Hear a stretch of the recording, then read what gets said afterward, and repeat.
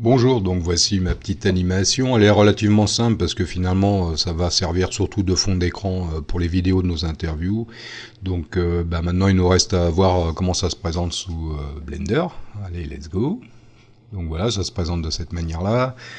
Comme vous pouvez le constater, il y a quand même une bonne densité de faces et de vertices. J'ai essayé d'optimiser quand même au mieux dans l'ensemble. Après, c'est toujours un combat entre le rendu final et puis le nombre de vertices.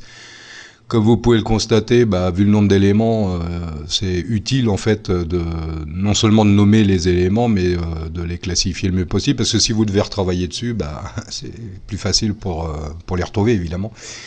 Donc dans un rendu relativement léger, on voit l'ensemble des objets. Comme vous pouvez le constater, j'ai essayé quand même de travailler sur les détails. Après, comme je disais, c'est un combat entre le nombre de vertices, de faces et puis le rendu final. C'est toujours un équilibre à trouver. Vu le nombre d'éléments, on se retrouve vite avec des centaines de milliers de faces. Donc c'est à chacun d'essayer de trouver l'équilibre, quoi. Mais bon, je pense que j'ai essayé de faire le meilleur compromis, on va dire, entre la complexité des vertices et des faces et puis le rendu, quoi.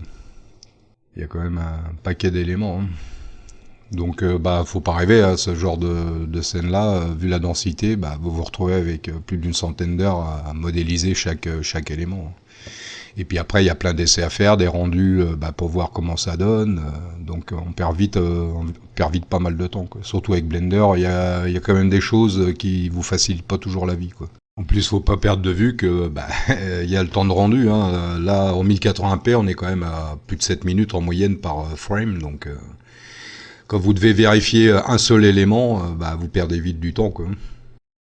Là, je voulais montrer le rendu intermédiaire, mais bon, enregistrer en même temps l'écran et puis faire le rendu, ça fait planter mon système vu la densité de la scène, quoi. Donc malheureusement, il faudra se contenter de cette vue-là. Comme vous voyez, il y a un gros décor, un gros objet pour le décor. En fait, la lumière d'ailleurs est assignée à certaines des phases, tout simplement en émission.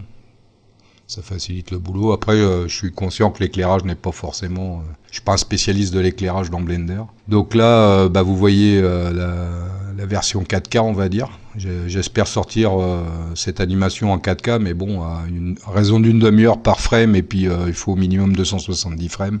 Ça va prendre un petit peu de temps, évidemment. Mais c'est vrai que en 1080p, on perd quand même pas mal de détails, donc c'est pour ça que je voulais le montrer dans la version 4K, quoi. Ça permet de zoomer un peu sur certains éléments qui sont pas forcément visibles sur le 1080p. Mais le problème avec ce genre de scène, c'est que vous vous retrouvez avec 135 heures de rendu, quoi. Donc c'est à prendre en compte dès le départ, en fait, pour juger de la complexité dont vous avez besoin. Enfin voilà. J'espère que ça vous plaît. Bon, j'imagine que certains auront peut-être des choses qui les dérangent, mais bon, j'espère que globalement, vous trouvez pas ça si moche. Enfin bon. Donc, merci d'avoir regardé, et puis une prochaine peut-être. Au revoir.